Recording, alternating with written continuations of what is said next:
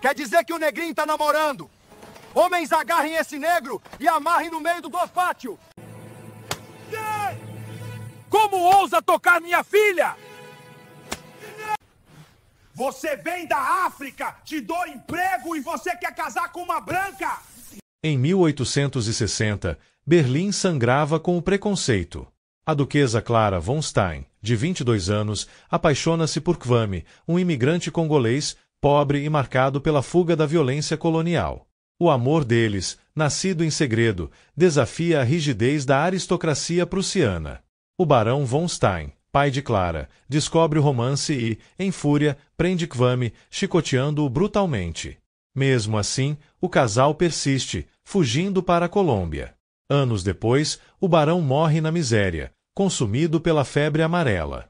O amor de Clara e Kwame, porém, floresce contra todos. Em 1860, a Alemanha, ainda fragmentada, era um caldeirão de tensões sociais. Berlim, coração da Prússia, abrigava uma elite aristocrática que guardava sua linhagem com ferocidade. Imigrantes africanos, como Kwame, eram raros, vistos como inferiores e alvos de desprezo. O Congo, sob exploração colonial belga, forçava muitos a fugir, levando suas culturas ricas, mas enfrentando hostilidade na Europa. Clara, uma duquesa educada em salões opulentos, vivia sob o jugo de um pai tirânico, o barão von Stein, cuja obsessão por status o tornava cruel. O amor entre Clara e Kwame não era apenas um romance proibido, mas um ato de rebeldia contra um sistema que separava raças e classes. A Colômbia, destino da fuga, oferecia um refúgio relativo, com sua própria história de miscigenação, mas ainda marcada por desigualdades. A história deles é um grito de resistência, onde o amor enfrenta chicotes, prisões e a morte. O chicote estalava, cortando a pele de Kwame, enquanto o barão von Stein gritava: "Como ousa tocar minha filha?" Preso em um porão úmido, o jovem congolês de 24 anos, com olhos cheios de dor e desafio, suportava a punição. Clara, trancada em seu quarto na mansão, ouvia os ecos dos golpes, o coração despedaçado. Dias antes, ela e Kwame haviam sido pegos trocando olhares apaixonados em um jardim escondido de Berlim. Era 1860, e o amor deles, um segredo guardado por meses, agora explodia em tragédia. Clara, duquesa de 22 anos, crescerá em salões de mármore, mas seu espírito rebelde a levava aos mercados populares, onde conheceu Kwame. Ele vendia esculturas de madeira, cada peça entalhada com a precisão de quem carregava a arte de seus antepassados do Congo. Seus olhos negros, profundos como a noite, e sua voz suave, contando histórias de rios e florestas, encantaram Clara. Ela, com cabelos castanhos e olhos azuis que brilhavam de curiosidade, viu nele um mundo além das regras prussianas. Os encontros começaram em um beco atrás do mercado, onde trocavam palavras e sonhos. Clara levava poemas de Goethe, que lia sob a luz de uma lanterna, enquanto Kwame contava lendas de espíritos que protegiam os amantes. "No meu povo, o amor é mais forte que a morte", disse ele uma noite, segurando a mão dela. Clara, sentindo o calor de seus dedos, respondeu: "Então nosso amor será eterno." Mas Berlim não perdoava tais uniões. O barão von Stein, um homem de 50 anos com o temperamento de um tirano, controlava cada passo de Clara. Ele planejava casá-la com um conde bávaro, uma aliança para fortalecer a família. Quando um criado revelou os encontros clandestinos, o barão agiu com fúria. Kwame foi arrastado de sua barraca no mercado, acusado de corromper uma nobre. Clara, ao tentar defendê-lo, foi confinada. No porão, Kwame, mesmo sob o chicote, pensava em Clara. Ele havia fugido do Congo aos 18 anos, escapando de exploradores belgas que destruíram sua vila. A travessia para a Europa, em um navio precário, quase o matou, mas sua resiliência o levou a Berlim. Lá, sobrevivia com sua arte até encontrar Clara. Após a surra, o barão ordenou que ele fosse deportado, mas Kwame, com a ajuda de um amigo africano, escapou do porão. Ferido, ele enviou uma mensagem a Clara através de uma criada leal: "Encontre-me no Rio Spree, amanhã à meia-noite." Clara, com o coração acelerado, planejava sua fuga. Ela vendeu um colar de pérolas, presente de sua mãe falecida, para comprar passagens. O plano era arriscado: fugir para Hamburgo e, de lá, para a Colômbia, um país distante onde talvez o amor deles pudesse sobreviver. Naquela noite, sob a chuva, Clara escapou pela janela, usando uma corda de lençóis. No rio, encontrou Kwame, machucado, mas com um sorriso que desafiava a dor. Você veio, disse ele, abraçando-a. Sempre virei, respondeu ela. Juntos, correram para a estação, sabendo que o barão logo descobriria. A fuga foi um salto no escuro, mas o amor deles, forjado na dor e na esperança, era a única luz que os guiava. Cada passo os afastava de Berlim, mas também os aproximava de um futuro incerto. Clara, com o coração apertado, pensava no pai, mas a mão de Kwame na sua era a certeza de que valia a pena. Eles embarcaram no trem, escondidos em um vagão escuro, com o som das rodas abafando seus medos.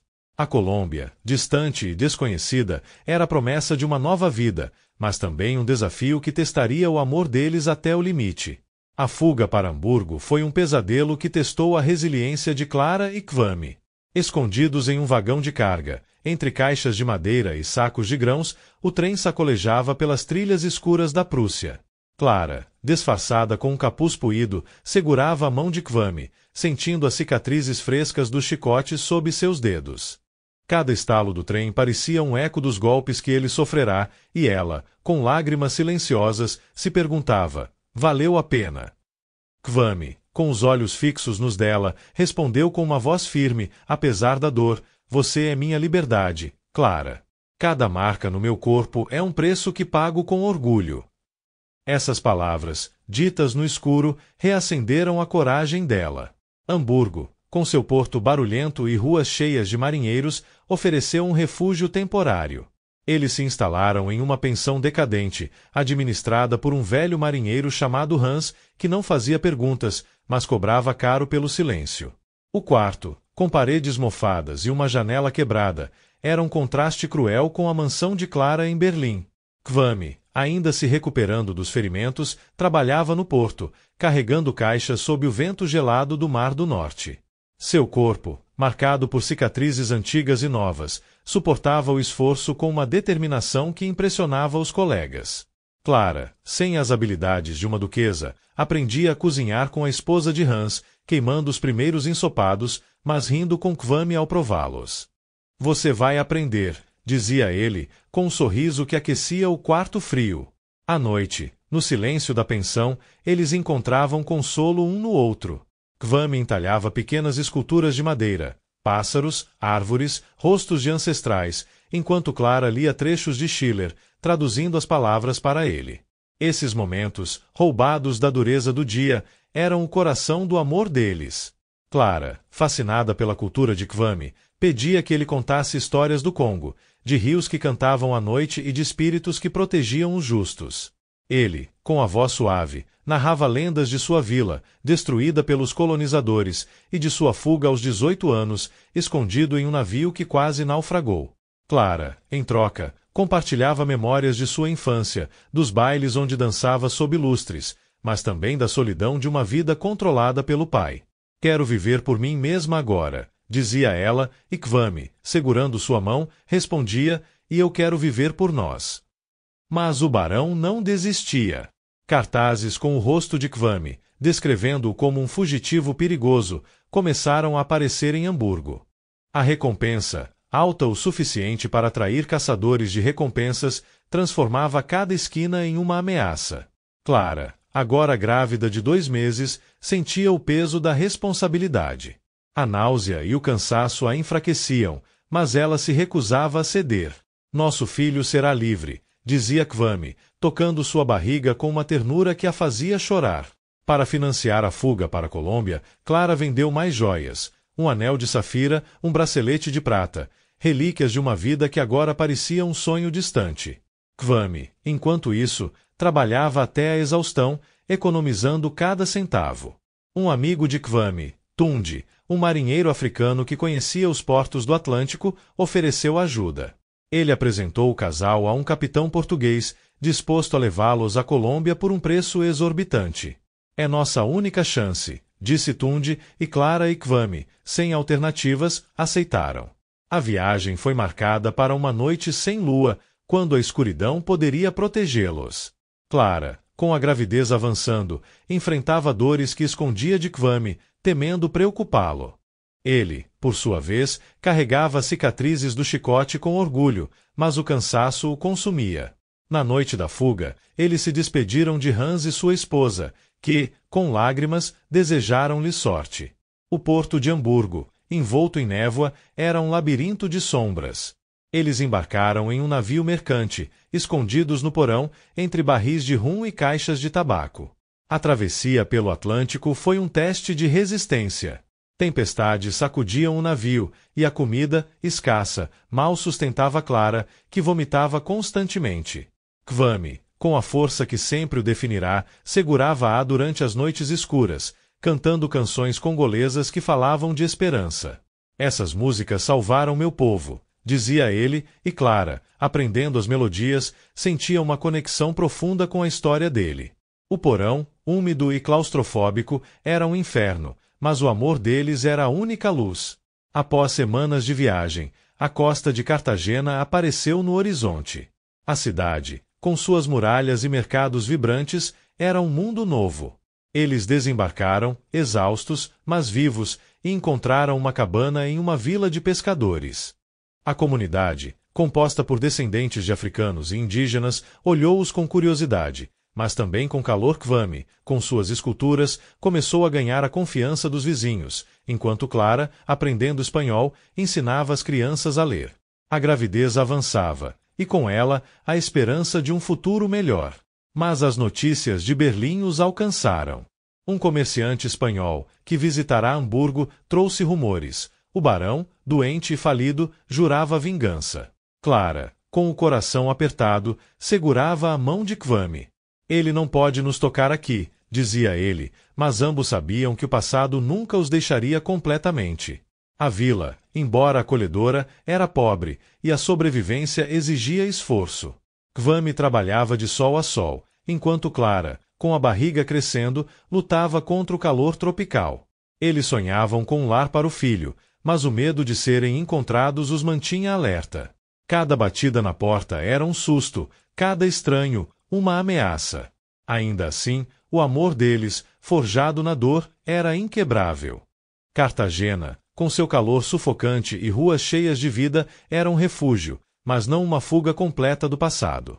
A cabana onde Clara e Kwame se instalaram era simples, com telhado de palha que vazava na chuva e um chão de terra batida que Clara varria com cuidado.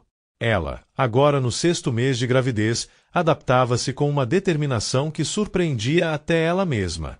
O calor tropical a esgotava, mas ela aprendia com as mulheres da vila a cozinhar pratos locais, como sancocho, misturando temperos que nunca imaginara em sua vida de duquesa. Kwame, com suas esculturas congolesas, tornava-se uma figura conhecida no mercado. Suas peças, entalhadas com motivos de rios e ancestrais, atraíam compradores curiosos, que viam nelas uma beleza exótica. Ele trabalhava sob o sol escaldante, ignorando as dores das cicatrizes que ainda marcavam suas costas. A comunidade de pescadores, composta por descendentes de africanos, indígenas e espanhóis, era mais acolhedora que Berlim, mas não isenta de preconceitos. Alguns viam Clara com desconfiança, uma mulher branca vivendo com um africano, enquanto outros admiravam a coragem do casal. Kwame, com seu carisma, conquistava respeito, contando histórias do Congo que fascinavam os vizinhos. Clara, aprendendo espanhol com esforço, dava aulas de leitura para as crianças da vila, usando livros que trouxera de Berlim. À noite, sob o céu estrelado, eles se sentavam na porta da cabana, e Kwame narrava lendas de sua terra natal, histórias de espíritos que dançavam nos rios e protegiam os amantes. Clara, fascinada, escrevia essas histórias em um caderno, sonhando em transformá-las em um livro. Quero que nosso filho conheça suas raízes, dizia ela, tocando a barriga. Kwame, com um sorriso, respondia, ele terá 2 mundos no coração. A gravidez de Clara trouxe alegria, mas também desafios. O calor e a falta de médicos confiáveis a preocupavam. Uma curandeira local, Dona Inés, tornou-se sua aliada, ensinando-a chás de ervas para aliviar as dores e náuseas. Clara, inicialmente cética, aprendeu a confiar nos remédios naturais, vendo neles a sabedoria de um povo que sobrevivia contra todas as odes. Kwame, sempre protetor, trabalhava até tarde para comprar suprimentos, voltando com peixes frescos e frutas que dividia com Clara. Nosso filho será forte, prometia ele, e ela, com lágrimas nos olhos, acreditava. Mas o passado não os deixava em paz. Um comerciante espanhol, que visitará Hamburgo, trouxe notícias alarmantes. O barão von Stein, consumido pela febre amarela, estava à beira da morte, sua fortuna dissipada por dívidas. Clara, ao saber, sentiu um vazio. Ele fez isso a si mesmo, disse Kwame, com firmeza, mas Clara, dividida, chorava à noite, lembrando o pai que, apesar de tudo, amara à sua maneira. A vila, embora acolhedora, não era imune a perigos. Um grupo de homens, ligados a comerciantes europeus, começou a rondar o mercado, perguntando sobre um africano fugitivo e uma nobre alemã. Kwame, alerta, reforçou a porta da cabana com tábuas e evitava sair à noite. Clara, com a gravidez avançada, sentia o peso da tensão, mas se recusava a ceder. Não vou deixar que nos separem, dizia, com uma coragem que crescia a cada dia. A comunidade, ciente dos rumores, fechava fileiras ao redor do casal, alertando sobre estranhos. Dona Inés, com sua sabedoria, tornou-se uma protetora, ensinando Clara rituais de proteção que misturavam crenças africanas e indígenas.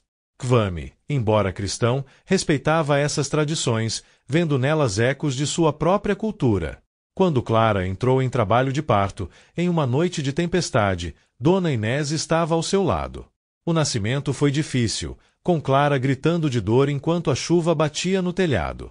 Kwame, segurando sua mão, cantava uma canção congolesa, sua voz firme apesar do medo. Após horas de agonia, o bebê nasceu, um menino forte, com os olhos de Kwame e a pele clara de Clara. Eles o chamaram Toussaint, em homenagem ao herói haitiano que lutara pela liberdade. Kwame, segurando o filho, chorou de alegria. Ele é nossa vitória, disse, enquanto Clara, exausta, sorria, sentindo que o amor deles havia triunfado sobre o chicote, a prisão e a perseguição.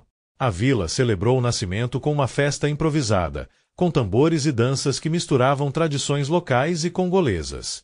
Clara, ainda fraca, sentia-se parte daquele mundo, longe dos salões de Berlim. Mas as notícias do barão continuavam a chegar. Um pescador, que ouvirá rumores em Cartagena, confirmou sua morte. Ele morreu sozinho, na miséria, disse. Clara, com Toussaint no colo, sentiu uma tristeza profunda, mas também alívio. Agora somos livres, sussurrou para Kwame. Ele, beijando sua testa, respondeu, sempre fomos, no coração. A vida na vila, embora simples, era cheia de esperança. Kwame, com suas esculturas, começava a atrair clientes de cidades próximas, enquanto Clara, recuperando-se lentamente, sonhava em publicar suas histórias. Toussaint, com seus primeiros sorrisos, era a prova de que o amor deles era mais forte que qualquer barreira. Mas o perigo não desaparecera. Os homens que rondavam o mercado continuavam a fazer perguntas, e Kwame, sempre vigilante, sabia que a paz era frágil. Eles começaram a planejar uma nova mudança, para uma vila mais isolada, onde Toussaint pudesse crescer em segurança. O amor deles, testado pelo fogo, era a força que os mantinha de pé, um farol contra as sombras do passado. O nascimento de Toussaint trouxe uma luz nova à vida de Clara e Kwame, mas a pobreza e o medo do passado continuavam a assombrá-los. A cabana em Cartagena, com seu telhado de palha e paredes frágeis, era agora um lar cheio de risos do bebê, mas também de preocupações. Kwame trabalhava incansavelmente, vendendo esculturas no mercado e consertando barcos para pescadores.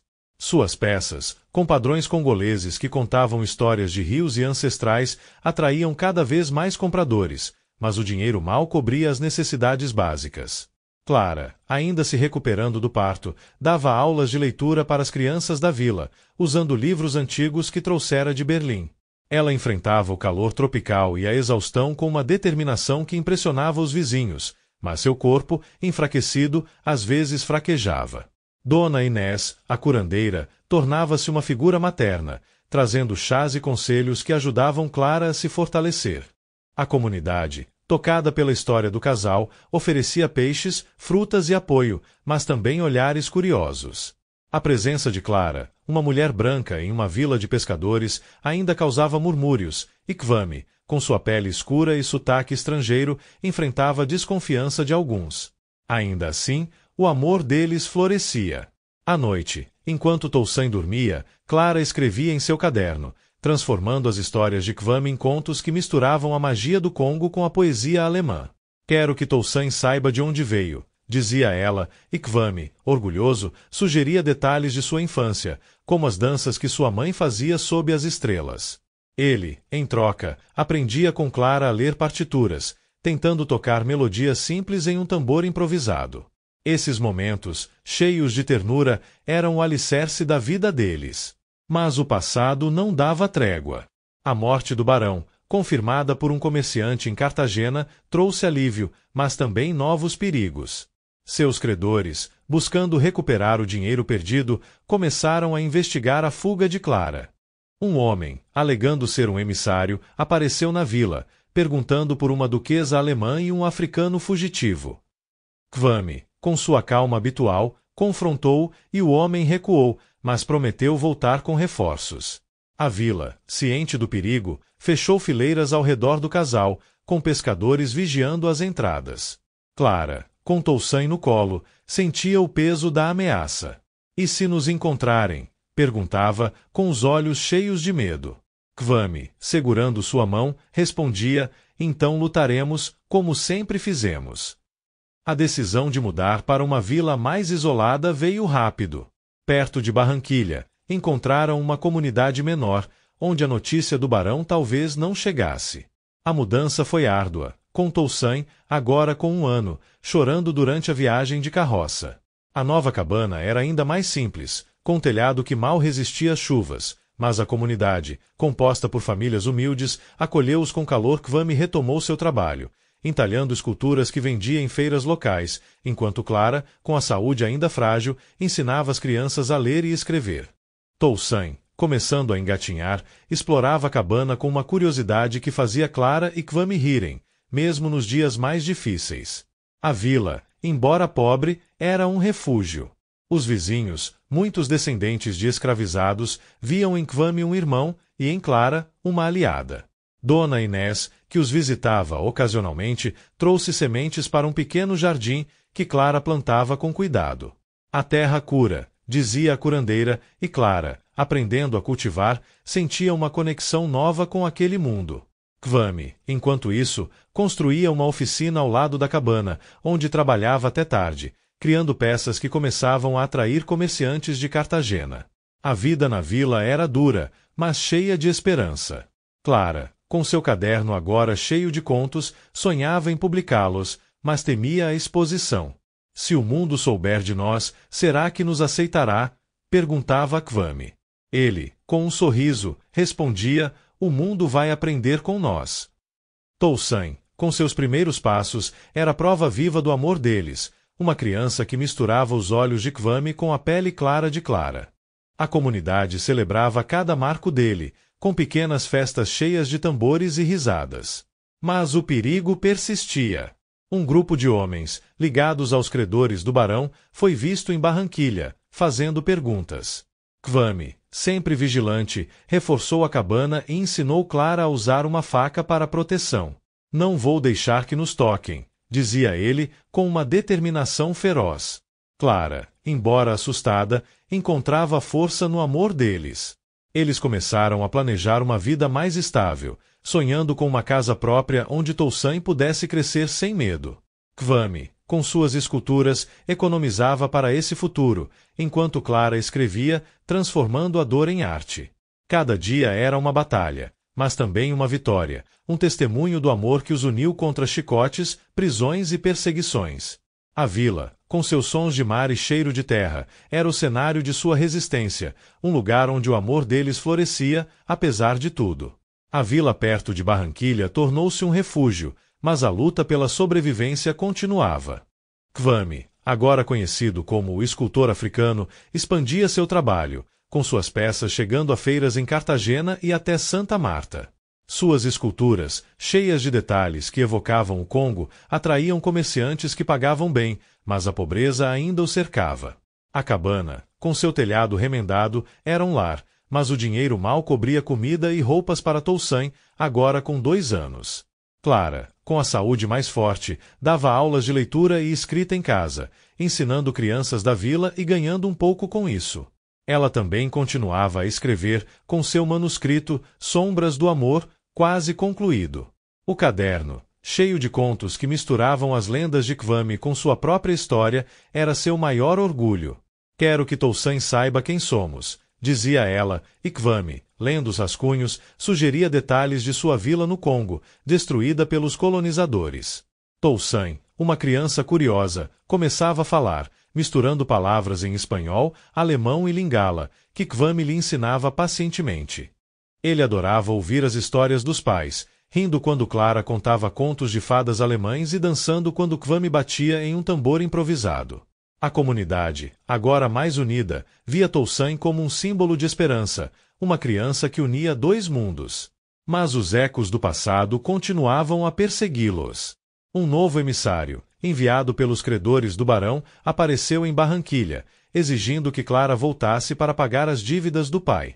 Ele a encontrou no mercado, onde vendia frutas do jardim de Dona Inés. Você é a duquesa von Stein, acusou ele, com um tom ameaçador. Clara, com uma coragem que crescerá com os anos, respondeu, sou Clara, esposa de Kwame, e minha vida é aqui. O homem, surpreso com sua firmeza, recuou, mas prometeu voltar com reforços. Kwame, ao saber, reforçou a vigilância, pedindo aos vizinhos que alertassem sobre estranhos. A vila, leal ao casal, tornou-se uma fortaleza improvisada, com pescadores e agricultores vigiando as entradas. Clara, determinada a proteger sua família, publicou Sombras do Amor sob o pseudônimo de Helena Cruz, com a ajuda de um comerciante em Cartagena que conhecia editores. O livro, vendido em pequenas livrarias, contava a história de um amor proibido que desafiava chicotes e prisões. Ele atraiu leitores, mas também atenção indesejada. Um jornalista local, intrigado com a história, começou a investigar, perguntando sobre uma alemã em uma vila de pescadores. Clara e Kwame, temendo serem encontrados, decidiram se mudar novamente, para uma vila ainda mais remota, perto de Santa Marta. A mudança foi exaustiva, com Toussaint chorando na carroça e Clara, grávida novamente, enfrentando náuseas. A nova vila era pobre, com cabanas espalhadas entre palmeiras, mas a comunidade era acolhedora. Kwame construiu uma nova oficina, enquanto Clara retomava suas aulas, agora em uma escola improvisada. Toussaint, com sua energia, explorava a vila, fazendo amigos entre as crianças. A comunidade, composta por famílias de descendentes de escravizados, via no casal uma história de resistência, e muitos se ofereciam para ajudar. Dona Inés, que os visitava regularmente, trouxe sementes e ervas, ensinando Clara a cultivar um jardim maior. A terra é nossa força, dizia ela, e Clara, com as mãos na terra, sentia uma conexão profunda com aquele lugar. Kwame, enquanto isso, expandia sua arte, criando esculturas maiores que atraíam compradores de cidades distantes. O dinheiro, embora ainda escasso, permitia pequenos confortos, como roupas novas para Toussaint e um telhado melhor para a cabana. O livro de Clara, embora um sucesso modesto, trouxe alguma renda, mas também riscos. Um comerciante, ligado aos credores do barão, apareceu na vila, exigindo que Clara pagasse as dívidas do pai. Kwame, com uma fúria contida, o enfrentou e a comunidade, unida, expulsou o homem. Vocês são nossa família agora, disse um pescador, e Clara, com lágrimas nos olhos, agradeceu. A gravidez de Clara avançava, e com ela, a esperança de um novo filho. Kwame, sempre otimista, sonhava com um futuro onde seus filhos crescessem livres. Eles terão o Congo e a Alemanha no sangue, dizia, enquanto entalhava uma escultura para Toussaint. Clara, escrevendo à noite, planejava um segundo livro, uma coleção de contos infantis que misturavam as tradições dos pais. A vila, com seus sons de mar e cheiro de frutas, era um refúgio, mas também um lembrete de que a luta nunca terminava. Cada dia trazia desafios, o calor, a pobreza, o medo de serem encontrados, mas também momentos de alegria, como os risos de Toussaint e as noites em que Clara e Kwame dançavam sob as estrelas. O amor deles, forjado na dor, era uma força imparável, um farol contra as sombras do passado. Eles continuavam a sonhar com um lar seguro, onde seus filhos pudessem crescer sem medo, e cada passo dado juntos era uma prova de que o amor venceria.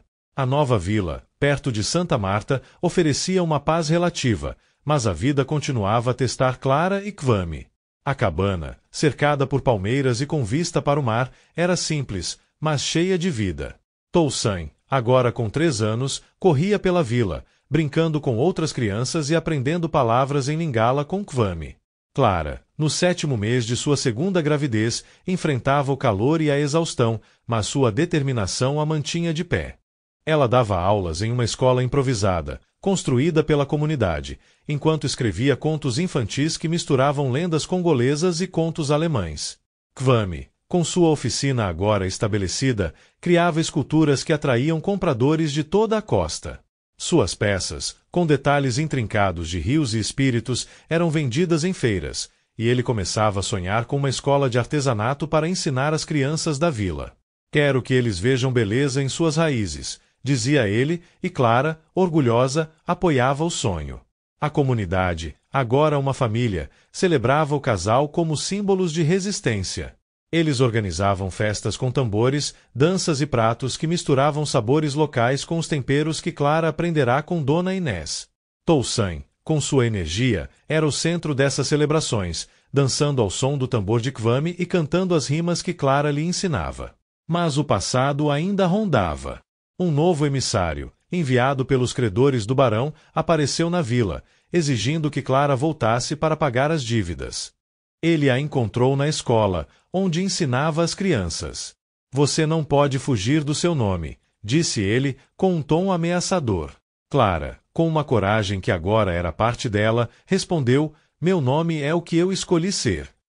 Kwame, alertado por um vizinho, chegou a tempo de confrontar o homem, que recuou, mas prometeu voltar com reforços. A vila, unida, expulsou-o, com pescadores brandindo varas e mulheres gritando em defesa do casal. Vocês são nossos agora, disse um líder da comunidade, e Clara, com lágrimas, agradeceu. O segundo livro de Clara, Contos de Dois Mundos, foi publicado com a ajuda do mesmo comerciante de Cartagena. Ele contava histórias para crianças, com ilustrações inspiradas nas esculturas de Kwame. O livro, vendido em feiras e livrarias, trouxe alguma renda, mas também atenção indesejada. Um jornalista, intrigado com a autora Helena Cruz, começou a fazer perguntas na vila, suspeitando de sua verdadeira identidade.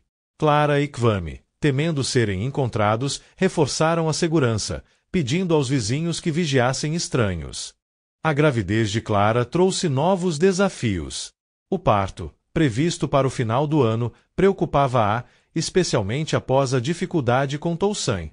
Dona Inés, que agora vivia na vila, prometeu ajudá-la, trazendo ervas e orações. Kwame, sempre protetor, trabalhava até tarde para garantir suprimentos, voltando com frutas e peixes que dividia com a comunidade. Nosso próximo filho será forte como Toussaint, dizia ele, e Clara, sorrindo, acreditava. A vila, embora pobre, era um refúgio de calor humano. As crianças adoravam as aulas de Clara, enquanto os jovens aprendiam com Kwame a entalhar madeira. Toussaint, com sua curiosidade, perguntava sobre o Congo e a Alemanha, e os pais, com cuidado, contavam histórias que misturavam os dois mundos. Você é nossa ponte, dizia Clara, beijando a testa dele. Kwame, orgulhoso, ensinava-o a tocar tambor, enquanto Clara lia contos que o faziam rir. A comunidade organizava celebrações regulares, com danças que uniam tradições africanas, indígenas e espanholas. Clara, agora fluente em espanhol, dançava com Toussaint, enquanto Kwame liderava os tambores. Esses momentos, cheios de risadas, eram a prova de que haviam construído um lar. Mas o perigo persistia. Um grupo de homens, ligados aos credores, foi visto em Santa Marta, fazendo perguntas. Kwame, com a ajuda da comunidade, planejava uma nova mudança, mas Clara, exausta, pedia para ficar. Quero que nossos filhos tenham raízes, dizia ela. Kwame, tocado, concordou, mas reforçou a cabana com tábuas e facas escondidas. O nascimento da segunda filha, Amara, trouxe alegria à vila. O parto, embora difícil, foi guiado por Dona Inés, e Amara, com os olhos de Clara e a pele de Kvami, era uma criança forte. A comunidade celebrou com uma festa que durou até o amanhecer, com tambores ecoando pelo mar Clara, segurando Amara, sentia que o amor deles vencera novamente. Kvami, com Toussaint no colo, prometeu, vamos protegê-los, custe o que custar. O livro de Clara, agora um sucesso local, trouxe alguma estabilidade financeira, mas também riscos. A vila, ciente dos perigos, tornou-se uma fortaleza, com vizinhos vigiando dia e noite. Clara e Kvami, com 2 filhos, sonhavam com um futuro onde Toussaint e Amara crescessem livres. Eles continuavam a lutar, com o amor como sua maior arma, provando que, mesmo nas sombras, o amor brilha mais forte. Anos depois, Clara e Kvami, agora com cabelos grisalhos, viviam cercados por Toussaint, de 15 anos, e Amara, de 12, em uma vila que se tornará sua verdadeira casa. A escola de artesanato de Kvami floresceu, formando jovens que levavam a cultura congolesa a feiras por toda a Colômbia. Suas esculturas, agora expostas em Cartagena e Bogotá, eram celebradas como obras de arte, e ele, com orgulho, ensinava Toussaint a entalhar. Clara, com 3 livros publicados, era uma voz contra o preconceito, seus contos e memórias traduzidos para o espanhol e o francês. Sombras do Amor e Contos de 2 Mundos inspiravam leitores, enquanto sua terceira obra, uma biografia de Kvami, contava sua jornada desde o Congo até a Colômbia. Toussaint, com a força do pai e a sensibilidade da mãe, tornava-se um artista, misturando escultura e poesia. Amara, apaixonada por música, aprendia a tocar tambor com Kvami e piano com Clara, criando melodias que uniam seus mundos. A vila, agora próspera, celebrava o casal como heróis, com festas que reuniam centenas de pessoas. A comunidade, composta por descendentes de escravizados, indígenas e mestiços, via em Clara e Kvami um símbolo de resistência. Eles haviam superado chicotes, prisões e perseguições, construindo um lar onde seus filhos cresciam orgulhosos de suas raízes. Os credores do barão, após anos de buscas, desistiram, derrotados pela união da vila. Dona Inés, agora idosa, continuava a visitar, trazendo ervas e histórias que enchiam a cabana de calor Clara e Kvami, com seus filhos e netos. Toussaint se casara com uma jovem da vila, e Amara planejava estudar em Bogotá, olhavam para trás com gratidão. O barão, morto na miséria, era uma memória distante, um eco de um passado que não os definia mais. A vila, com seu mar azul e palmeiras balançando ao vento, era o testemunho de sua vitória. Clara, escrevendo à noite, planejava um último livro, uma carta para seus netos, contando como o amor deles mudou o mundo. Kvami, entalhando ao lado dela, sorria, dizendo, você sempre foi minha luz. Eles, de mãos dadas, sabiam que o amor, forjado na dor e na esperança, era mais forte que qualquer barreira. A Colômbia, com suas cores e calor, era o lar que escolheram, e seus filhos, com o sangue de 2 mundos, eram a prova de que o amor vence tudo. Cada dia, com seus desafios e alegrias, era uma celebração de sua jornada, um grito contra as sombras que tentaram separá-los.